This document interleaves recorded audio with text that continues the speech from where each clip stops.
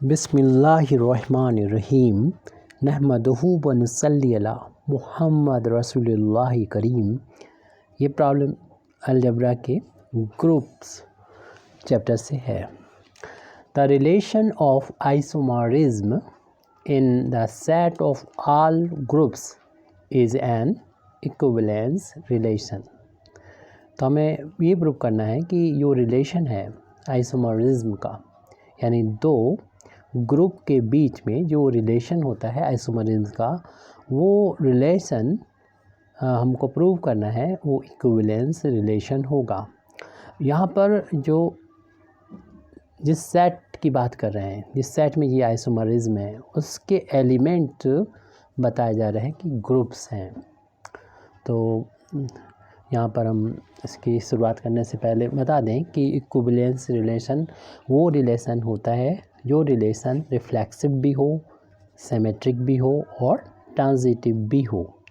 तो इसी चीज़ को यहाँ पर हम लिख देते हैं, और जो आइसोमरिज्म वाला रिलेशन है इसको हम डिनोट जो करेंगे उसको भी यहाँ पर लिख देते हैं। वी शैल प्रूव दैट, हम प्रूव करेंगे द रिलेशन ऑफ आइसोमॉर्फिज्म, जो आइसोमॉर्फिज्म का जो रिलेशन है उसको अगर हम डिनोट कर लें तो हमारी प्रॉब्लम समझना थोड़ा आसान हो जाएगा। नोटेशन में कर लेंगे, डिनोटेड बाई, इसको डिनोट कर लेंगे इस तरीके से। एक रिलेशन है, ये दो भी यूज़ कर सकते हैं या तीन भी, इस तरीके से हम यूज़ कर सकते हैं। इन द सेट ऑफ, जैसे कि बताया गया, in the set of all group. All group is, जैसे कि अभी हमने बोला कि जो रिलेशन इक्विवेलेंस रिलेशन होता है वो रिफ्लेक्सिव भी होता है, सिमेट्रिक भी होता है और ट्रांजिटिव भी होता है। तो यहाँ पर हमने लिखा वी शैल प्रूव दैट, हम प्रूव करेंगे द रिलेशन ऑफ आइसोमॉर्फिज्म, जिसको हम इससे डिनोट करेंगे, वो इस सेट में वो इक्विवेलेंस है। मीन्स इसका ये है कि वो रिफ्लेक्सिव होगा, यानी हम इसको पार्ट में तोड़ ले रहे हैं क्योंकि हमको तीनों को अलग अलग करना पड़ेगा। जब तीनों मिल जाएंगे तो ये इक्विवेलेंस रिलेशन कहलाने लगेगा। तो वो रिलेशन रिफ्लेक्सिव होगा। अगले पेज पर लिख रहे हैं सिमेट्रिक होगा और ट्रांजिटिव होगा। यानी हमें इक्विवेलेंस प्रूव करना था तो हमें इन तीनों को दिखाना होगा, means reflexive, transitive and symmetric and transitive. तो अब हम यहाँ से शुरुआत करते हैं, और इस शुरुआत करने से पहले ये देख लें कि अभी तक हम ये देखते थे कि कोई रिलेशन, ये थोड़ा सा अलग हो जाएगा हमारे इस प्रूव करने से, कि कोई रिलेशन रिफ्लेक्सिव कब कहलाता है, जब ये दोनों एलिमेंट इक्वल हो, यानी ए का रिलेशन ए से ही हो तो हम ए को कहेंगे रिफ्लेक्सिव है। ऐसे ही अगर ए का रिलेशन बी से है तो हम प्रूव कर दें कि बी का रिलेशन ए से है तो ये सिमेट्रिक कहलाता है। ऐसे ही तीसरा ये हो गया रिफ्लेक्सिव, सिमेट्रिक एंड ट्रांजिटिव के लिए। अगर हम ए का रिलेशन बी से जोड़ें और बी का रिलेशन सी से जोड़ें, अगर हमारे पास ए का रिलेशन बी के साथ में हो और बी का रिलेशन सी के साथ में हो तो हम प्रूव कर दें कि ए का रिलेशन सी के साथ में है, तो ये रिलेशन जो होगा वो ये वाला रिलेशन वो होगा ट्रांजिटिव होगा। यानी तीनों मिला के कहें तो ये रिलेशन आर, अब हम कह सकते हैं कि इक्विवेलेंस रिलेशन होगा। ऐसे हम लोग यूज़ किया करते थे। और यहाँ पर जो यहाँ पर ये यूज़ कर रहे हैं, ये एलिमेंट्स होते थे जो भी सेट दे रखा था उसमें। और तो यहाँ पर ये जो एलिमेंट्स हैं अपने इस सवाल में, इस क्वेश्चन में, वो ग्रुप है। यानी जो एलिमेंट्स हैं वो एक ऐसा सेट है, थोड़ा मैं इस क्वेश्चन को अपने बड़े सेंस में सोचना होगा। तो इसमें जो एलिमेंट्स हैं वो ग्रुप हैं, इन ग्रुप में आगे चल के जो हम यूज़ करेंगे तो उन्हीं को हम यहाँ पर लिख लेते हैं, ज़्यादा नहीं लिखेंगे। एक जी ले लेते हैं और एक दूसरा जी डैश ले लेते हैं और दूसरा जी डबल डैश ले लेते हैं। इस तरीके से मतलब जो ग्रुप की प्रॉपर्टी को सेटिस्फाई करते हैं। आपको मालूम है ग्रुप की प्रॉपर्टी कौन कौन सी होती है, यहाँ पर नहीं जाना वहाँ पर, बस ये ग्रुप हैं, ये सेट है। हालांकि ग्रुप के साथ एक अलजेब्रिक स्ट्रक्चर जब होती है तो उसमें सेट भी होता है और ऑपरेशन भी होता है। तो यहाँ पर ये ग्रुप्स हैं और यानी सेट्स हैं और ये एलिमेंट के तौर पर यहाँ पर यूज़ होंगे। और यहाँ पर जो रिलेशन आर है तो उसको हमने भी जैसे डिनोट किया है, तो उस आर की जगह पर अगर हम ये लिखें जो भी हमने लिखा था, तो हम दिखाएंगे कि जी का रिलेशन जी के साथ में है, ये पहला वाला हो गया। ऐसे ए का रिलेशन बी से है, मतलब इस ए और बी से हमने इसको, तो जी का रिलेशन हम दिखाएंगे जी डैश से। इसी तरीके से ये तीसरा ट्रांजिटिव के लिए, ये तो सिमेट्रिक हो गया। ट्रांजिटिव के लिए अगर हम इस जी का रिलेशन हमको मालूम हो कि जी डैश के साथ में है, ये वाला हो गया, और जी डैश का रिलेशन जो है वो किसके साथ में है, जी डबल डैश के साथ में है, तो हमें अब प्रूव करना होगा कि इस जी का रिलेशन जी डबल डैश के साथ में है, तो ये रिलेशन जो होगा वो ट्रांजिटिव हो जाएगा, यानी ये रिफ्लेक्सिव, सिमेट्रिक और ट्रांजिटिव। यानी फिर हम कहेंगे कि इस रिलेशन को, कि वो रिलेशन जिसको हमने आइसोमॉर्फिज्म को यूज़ किया शॉर्ट में, इस रिलेशन को, तो ये हो जाएगा इन एलिमेंट्स के लिए, यानी ग्रुप्स के लिए इक्विवेलेंस रिलेशन हो जाएगा। ये प्रूव करना है। तो बस थोड़ा सा रिलेशन को ये और ये एलिमेंट जो हैं वो समझे कि आपका एलिमेंट, ये एलिमेंट ग्रुप के एलिमेंट्स हैं। तो ये थोड़ा सा बीच में आ गया था, इसको हटा देते हैं। अब हम ना इसके बाद जो है यहाँ से शुरुआत करते हैं और पहला जो रिलेशन हम यहाँ पर प्रूव करेंगे कि है, यानी रिफ्लेक्सिव रिलेशन, तो उसके लिए नंबर 1 डाल देते हैं, यहाँ पर लिख देते हैं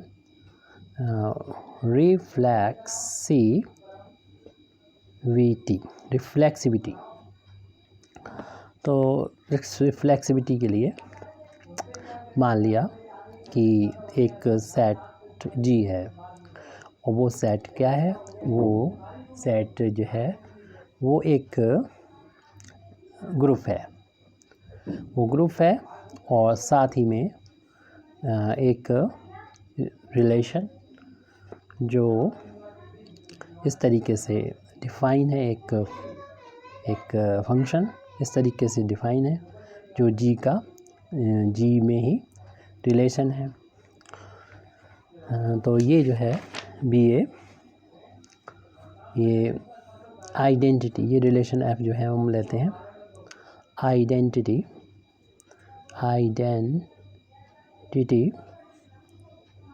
मैपिंग, यानी फंक्शन जो है वो हम ले रहे हैं, फंक्शन को मैपिंग भी बोलते हैं। ये आइडेंटिटी मैपिंग ले ली। डिफाइन बाई, हम जानते हैं कि आइडेंटिटी मैपिंग क्या होती है। अगर यहाँ पर कोई एलिमेंट एक्स है इसमें, तो इसका इमेज जो जाएगा एफ एक्स होगा और उसकी वैल्यू भी अगर एक्स के इक्वल आ जाए तो हम लोग जानते हैं, यानी एक्स का इमेज एक्स ही आए तो इसको बोलते हैं for every X belong to G के लिए, इसको बोलते हैं आइडेंटिटी मैपिंग। तो इस तरीके से डिफ़ाइन की जाती है। और अगर इस तरीके से डिफ़ाइन है कोई सेट, तो हम लोग जानते हैं कोई मैपिंग है, तो एफ मैपिंग के बारे में हम कह सकते हैं, बिल्कुल क्लियरली कह सकते हैं, clearly f is 1-1 onto, 1-1 onto के बारे में मालूम ही होगा आपको। 1-1 ऑन टू एंड, और जब 1 1 ऑन टू होगा तो फिर हम यहाँ पर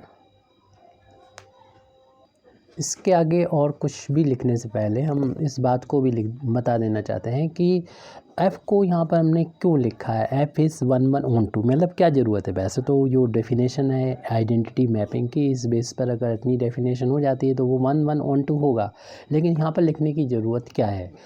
और यहाँ पर लिखने की जो ज़रूरत है उससे ध्यान में रखिए, और साथ में क्योंकि ये जो रिलेशन है इसको जो हमें दिखाना है कि ये रिफ्लेक्सिव है, सिमेट्रिक है और ट्रांजिटिव है, तो अभी तक जो इसे समझने में जो दिक्कत आती है वो हम इस फार में समझते हैं इसको।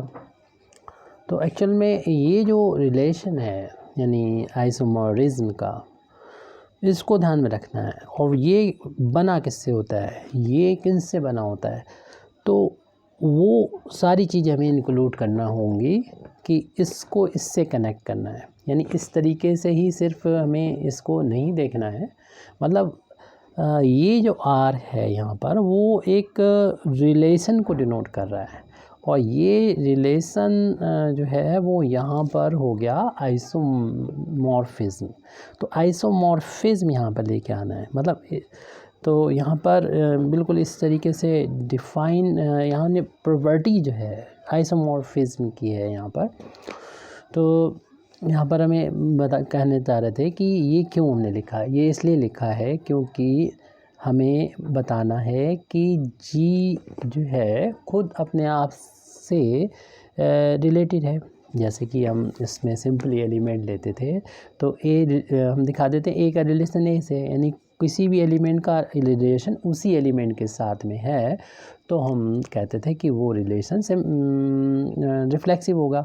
ऐसे ये एलिमेंट अब चूँकि जी बन गए हैं और इस रिलेशन को हमने इस तरीके से डिनोट कर दिया है, तो जी का रिलेशन जी से जोड़ने के लिए, यानी जी का रिलेशन जी से तभी जुड़ पाएगा जब हम ये कह दें कि ये जो रिलेशन है यानी एफ़ वो एक आइसोमॉर, मतलब सिर्फ एफ़ ही नहीं, इसके साथ में और भी प्रॉपर्टी है उनको जोड़ना पड़ेगा। ये इसलिए थोड़ा हमें ब्रॉड सेंस में सोचना पड़ेगा, इसलिए थोड़ी दिक्कत भी आती है।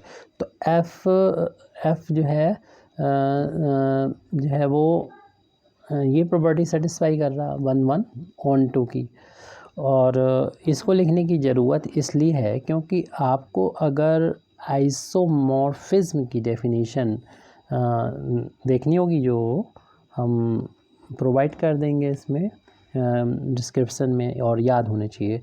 तो आइसोमॉर्फिज्म होने के लिए क्या ज़रूरी है, 1 1 ऑन टू होमोमॉर्फिज्म। तो 1 1 ऑन टू होमोमॉर्फिज्म जब होता है तभी हम कहते हैं कि ये आइसोमॉर्फिज्म है। तो इसलिए हमने यहाँ पर 1 1 ऑन टू लिखा है, क्योंकि एफ़ को अभी हम दिखा देंगे ये होमोमॉर्फिज्म है, लेकिन होमोमॉर्फिज्म से हम ये नहीं लिख सकते। हम तो ये तभी लिख पाएंगे जब इस रिलेशन को हम दिखा दें आइसोमॉर्फिज्म। तो आइसोमॉर्फिज्म के लिए क्या ज़रूरी है, 1 1 और फिर उसके बाद होमोमॉर्फिज्म। तो 1 1 तो अभी हमने ये लिख दिया, ऑन टू 1 1 ऑन टू लिख दिया, ये ज़रूरी है। और साथ साथ बताना है अब हमें होमोमॉर्फिज्म। तो अब हम जा रहे हैं आगे होमोमॉर्फिज्म, और जैसे ही हम बता देंगे कि एफ़ जो है वो होमोमॉर्फिज्म भी है, तो फिर हम कह देंगे कि इस जी का इस जी के साथ में ये रिलेशन है, क्योंकि ये एफ़ जो है वो आइसोमॉर्फिज्म है। ये रिलेशन जो है वो इसका रिलेशन इसके साथ में है, क्योंकि ये इनके बीच में होमोमॉर्फिज्म का रिलेशन है। तो ठीक है, हम यहाँ से फिर आगे की तरफ बढ़ते हैं। हम पहले ही ले चुके हैं एक्स, ऐसे यहाँ पर दूसरा एलिमेंट अगर वाई लेते हैं तो उनका कंपोजिशन यानी एक्स वाई यहाँ होगा, और इसका भी हम जब इमेज लेंगे तो चूँकि ये इस तरीके से डिफाइन है एक्स है तो एक्स आएगा, और जो भी है वही आ जाएगा यहाँ पर। अब हम यहाँ से एफ़ को दिखाना चाह रहे हैं कि ये होमोमॉर्फिज्म है। तो आपको मालूम ही है कि एफ़ का मतलब क्या लिखेंगे, एफ एक्स लिखेंगे, और वाई का मतलब क्या लिखेंगे, एफ वाई लिखेंगे, जैसे कि ये डेफिनेशन है। तो ये रिलेशन जब हम बता देते हैं कि इस तरीके का रिलेशन है, तो ये रिलेशन जो होता है वो होमोमॉर्फिज्म का है, यानी एफ़ को बारे में हम कह सकते हैं therefore F is an isomorphism. तो एफ आइसोमॉर्फिज्म हो गया from ji to G, from ji to G. तो फिर हम कह सकते हैं एंड हैंस, इसलिए कह सकते हैं इसका कि जी जो है वो होमो, शॉर्ट में कह सकते हैं ये रिलेटेड हो गया है, जी रिलेटेड हो गया है जी से। तो ये रिफ्लेक्सिव रिलेशन ऐसे भी कह सकते हैं, क्योंकि ये रिलेटेड जब हो गया, जी का खुद का रिलेशन इसी के साथ में हो गया, तो हम कह सकते हैं द रिलेशन जिसको हमने इसे डिनोट किया है या इसका नाम लिख दें, the relation of isomorphism is reflexive. तो अभी हम जो कामयाब हुए हैं वो 3 में से एक रिलेशन को प्रूव करने में हो पाए हैं। अब 2 रिलेशन और बाकी बचे हुए हैं, वो होगा यहाँ पर एक ही होगा, तो ये हो गया हमारा रिफ्लेक्सिव। अब अलग अलग होंगे रिलेशन में इस तरीके से, तो ये मतलब ये अगर तो ये होगा, यहाँ पर हमने शायद दिखा नहीं पाया, अगर इसमें सिमेट्रिक दिखाने के लिए हमें बताना होता है, अगर जी का रिलेशन जी डैश से है तो हमें बताना होता है कि जी डैश का रिलेशन भी जो होगा वो जी से हो। और यहाँ पर रिलेशन क्या है, यहाँ पर रिलेशन है कि ये होना है, इनको आइसोमॉर्फिज्म होना है, बस ये रिलेशन है, ना कि कोई आप डेफिनेशन कुछ इस तरीके से ले लें उस तरीके से। ये सिर्फ इनके बीच में अगर जी मतलब दोनों ही तरीके से हमें ये दिखाना होगा, मतलब एक को लेके चलेंगे, दूसरा हमें दिखाना होगा। तो अब हम दूसरे पॉइंट पर यहाँ पर आ जाते हैं, 2 नंबर लिखते हैं और फिर यहाँ पर सिमेट्रिक की बात कर लेते हैं। सिमेट्री, जब हमें सिमेट्री चेक करने हैं, तो सिमेट्री चेक करने के लिए हम ये लेके चलेंगे, मान लेते हैं लेट कि जी जो है वो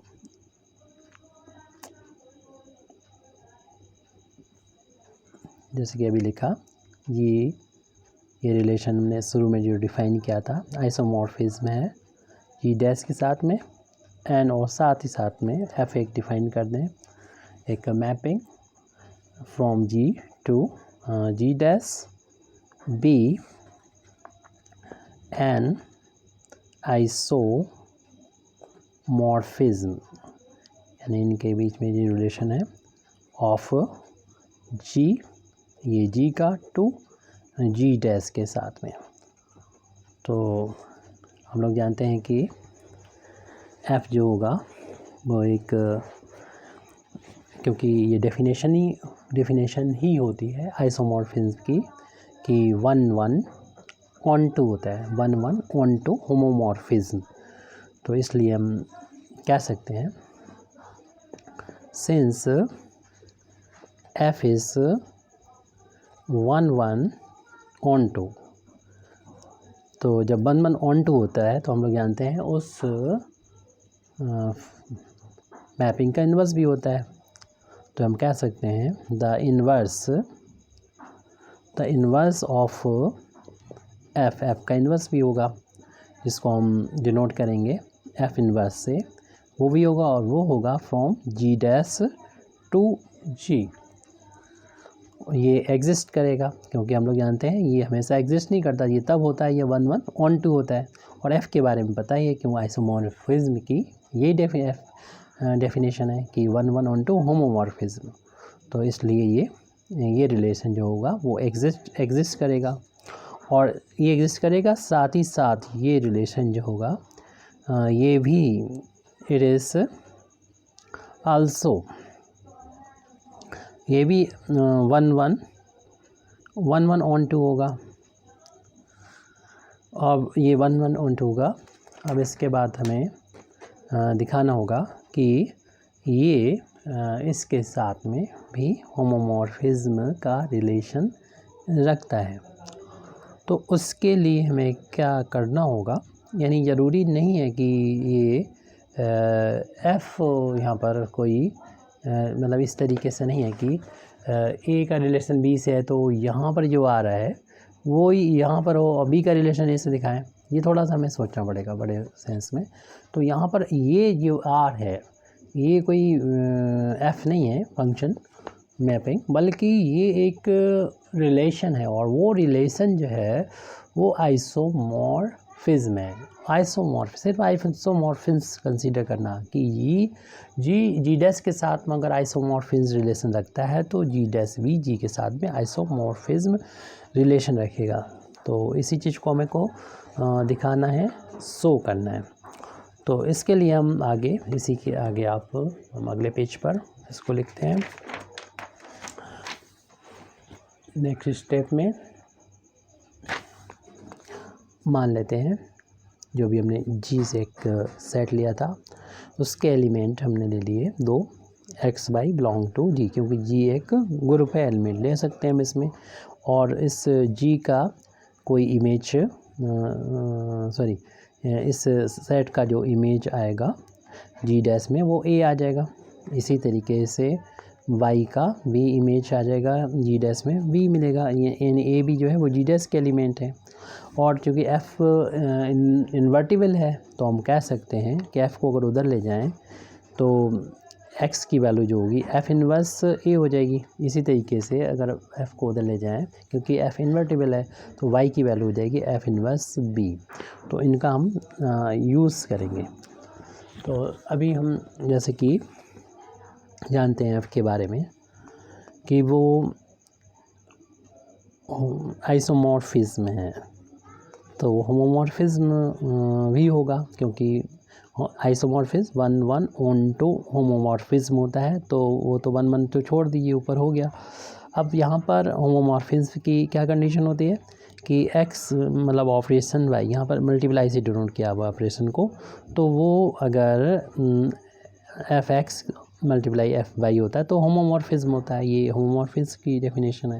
लेकिन हम देख रहे हैं ऊपर एफ एक्स की वैल्यू तो ए के इक्वल है, ऐसे ही एफ वी की वैल्यू बी के इक्वल है। तो यहाँ पर एफ़ के बारे में हमको पता ही है कि एफ़ इन्वर्टिबल है, तो इसका मतलब हम कर सकते हैं ये जो ए बी एलिमेंट हमको मिला है तो इस ए बी का जो इन्वर्स होगा वो एक्स वाई होगा। और इस x की जगह पर यहाँ से लिख सकते हैं हम एफ़ इन्वर्स ए लिख सकते हैं, और y की जगह पर लिख सकते हैं एफ़ इन्वर्स v लिख सकते हैं।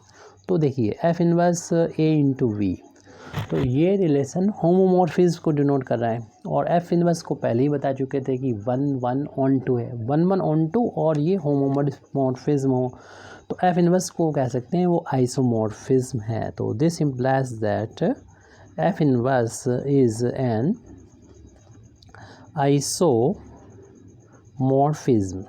तो ये आइसोमॉर्फिज्म होगा फ्रॉम जी डैश टू जी में। तो यहाँ पर आपको जैसे कि ये जो है एफ़ और एफ़ इनवर्स अलग अलग हो गए, तो यहाँ पर ये सेम लग रहे होंगे। तो यहाँ पर एफ़ है तो इधर एफ़ इनवर्स, इस तरीके से नहीं देखना है जी और जी डैश, इधर जी डैश और जी, क्योंकि यहाँ पर आर जो है वो एफ़ नहीं बल्कि ये है, और ये क्या है, और ये जो है वो आइसोमॉर्फिज्म है। तो अगर जी रिलेटेड आइसोमॉर्फिज्म है जी डैश से तो जी डैश भी इस तरीके से होगा। तो ये यहाँ पर आइसोमॉर्फिज्म यहाँ पर हमें कंसीडर करना है रिलेशन को, तो हम इस बात को फिर समझने में आसानी होगी। तो इस तरीके से जब हमने इसमें लिख दिया आइसोमॉर्फिज्म है तो हम कह सकते हैं कि हमने अभी लिखा था कि जी जो है लेके चले थे हम शुरुआत से कि जी डैश, तो हमने प्रूव कर दिया कि जी डैश होगा वो रिलेटेड होगा किससे, जी से। तो इस तरीके से हमने बता दिया है कि ये रिलेशन है। इसको हम अपनी लैंग्वेज में भी कह सकते हैं कि हैंस द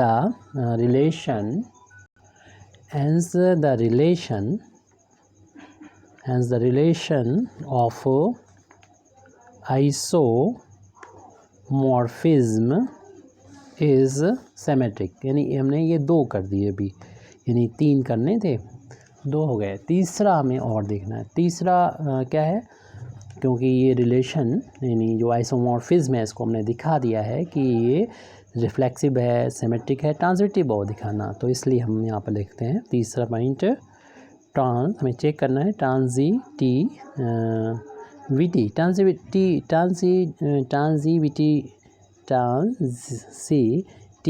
को चेक करना है। तो यानी हमें यहाँ पर 3 ग्रुप ले लेना है पहले तो, यानी जैसे कि एलिमेंट के तौर पर। एलिमेंट जैसे हम लोग होते हैं कि दिखाते हैं हम लोग कि ए रिलेटेड है बी से, बी रिलेटेड इतना लेके चलते हैं और प्रूव कर देते हैं ए रिलेटेड है सी से। तो यहाँ पर ए बी की जगह पर, ए बी सी की जगह पर जी डैश और जी डबल डैश होंगे, जो हम पहले भी बता चुके हैं। तो इसीलिए हम यहाँ पर लिख लेते हैं let G dash and G double dash B, ये क्या है, ग्रुप्स हैं। ग्रुप्स एक्चुअल में ये यहाँ पर एलिमेंट्स के तौर पर यूज़ हो रहे हैं। वो इस तरीके से हैं सच दैट कि ये रिलेटेड है, ये कनेक्टेड हैं आपस में, ये आइसोमॉर्फिज्म रिलेशन से। और इसी तरीके से ये जो जी डैश है वो उनके बीच में, जी डबल डैश के बीच आइसोमॉर्फिज्म है। तो हमें प्रूव करना होगा कि इसका रिलेशन इससे है, यानी जी आइसोमॉर्फिज्म रिलेशन रखता है जी डबल डैश के साथ में।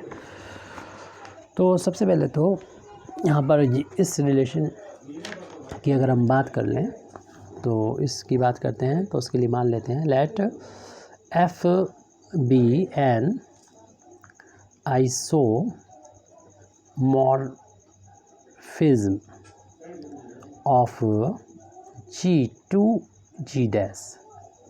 और साथ ही साथ हम इसकी बात कर लें तो फिर हम लिखेंगे एफ के और दूसरा जी ले लेते हैं, G be an isomorphism of G dash to G double dash. तो जो कंपोजिट मैपिंग होगी यानी जी एफ के, जो कि जी से जी डबल डैश में मिलेगी, वो होगी एक 1:1:2 होगी। क्योंकि हम लोगों को पता ही है कि ये दोनों ही एफ और जी दोनों ही 1:1:2 हैं, इसलिए ये भी एक 1:1:2 मैपिंग होगी। मैपिंग की जो प्रॉपर्टी है उसके बेस पर ये स्टेप लिखी गई है 1:1:2। चाहे आप इसके लिख दें इसके कि सिंस एफ, ये हम लोग जानते हैं पहले से मैपिंग की जो डेफिनेशन होती है कि अगर एफ और जी दोनों ही एफ एंड जी आर ये अगर 1:1:2 होते हैं तो उसके बेस पर हम ये लिख सकते हैं। तो फिर यानी यहाँ पर ये लिखा ही हुआ है, यानी एफ का मतलब है जी का जी डैश से, और जी का मतलब था जी डैश से ई डबल डैश। तो जी का जी जब हम कंपोजिट मैट्रिक्स की बात करेंगे तो जी का जी डबल डैश के साथ में ये रिलेशन इस तरीके से डिफ़ाइन किया जाएगा। अब हम एलिमेंट का इमेज देख लेते हैं, क्योंकि देखते हैं कि क्या ये कंपोजिट मैट्रिक्स बनी है, कंपोजिट मैपिंग बनी है, क्या ये आइसोमॉर्फिज्म की डेफिनेशन को पूरा करता है, यानी इसको कनेक्ट करता है या नहीं करता। तो उसी को हमें देखना है।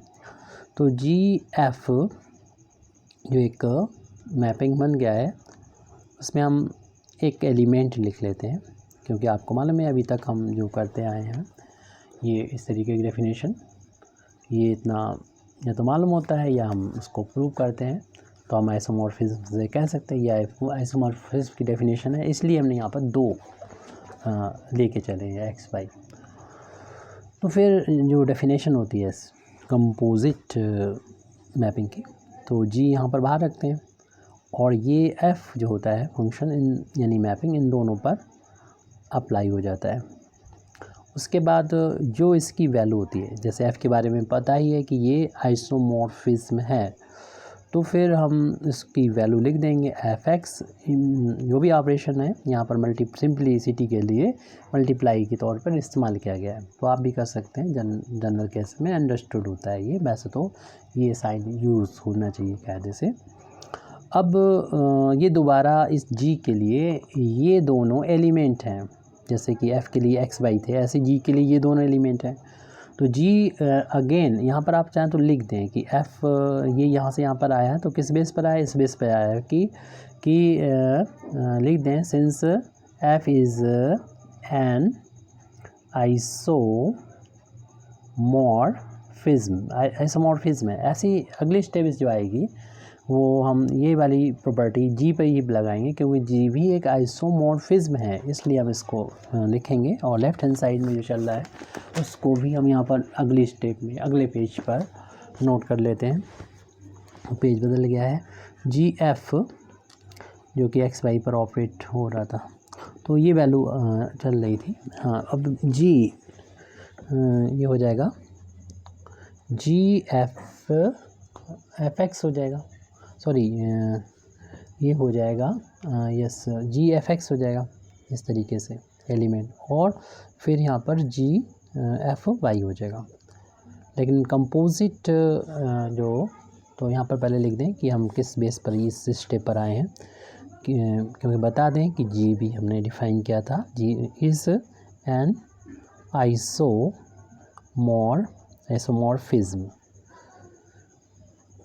अब यहाँ पर जो इससे हम अगली स्टेप में आएंगे इन दोनों को मिला के, यानी जो कंपोजिट मैपिंग होती है उसके बेस पर हमने इसको लिखा है ऐसे यहाँ पर जी एफ वाई, और इसको चाहें तो आप ब्रैकेट में भी इसको लिख सकते हैं। और यहाँ पर देख रहे हैं कि लेफ़्ट हैंड साइड में जी एफ एक्स वाई, इस फंक्शन को एक माने मैपिंग को, और देखें ये दो एलिमेंट हैं, ये होमोमॉर्फिज्म की डेफिनेशन को पूरा करते हैं, इसलिए और जी एफ जो है एक मैपिंग वो 1 1 2 है, पहले लिख चुके हैं, तो हम जानते हैं इसे फिर कहते हैं कि आइसोमॉर्फिज्म है, क्यों 1 1 2 होमोमॉर्फिज्म ही आइसोमॉर्फिज्म होता है। तो हम कह सकते हैं दिस इम्प्लाइज दैट जो जी एफ है ये जिसने जो इस शर्त को पूरा करा इज़ एन आइसोमॉर्फिज्म, और इसके लिए जो किनके बीच में ये है जी टू जी डैश के बीच में है। और इस केस में फिर हम लोग लिखेंगे कि जी जो है वो आइसोमॉर्फिज्म रिलेशन रखता है जी डबल डैश के साथ, और यही हमें प्रूव करना था। इसके प्रूफ होते ही हम कह सकते हैं कि हमारा ये relation, hence the relation of isomorphism is transitive, वो ट्रांजिटिव हो गया, और इसे ट्रांजिटिव लिखते ही फिर हम कह सकते हैं इसका जो रिज़ल्ट आया पूरा टोटल तीनों को कंबाइन करते हुए, यानी तो उसे कह सकते हैं कॉन्सिक्वेंटली द रिलेशन, इसका निचोड़ जो है द रिलेशन, तीनों को मिला देंगे जैसे शुरू में तोड़ा था, the relation of isomorphism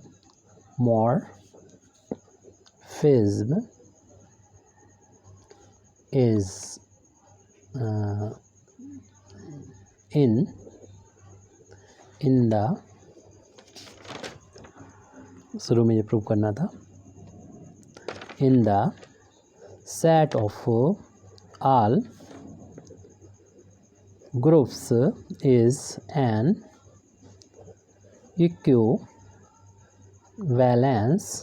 relation. ये इनको प्रूव करना था। Thank you very much Indeed for listening me. व आखिरु दावाना अल्हम्दुलिल्लाहि रब्बिल आलमीन वमा अलैना इल्लल बलाग।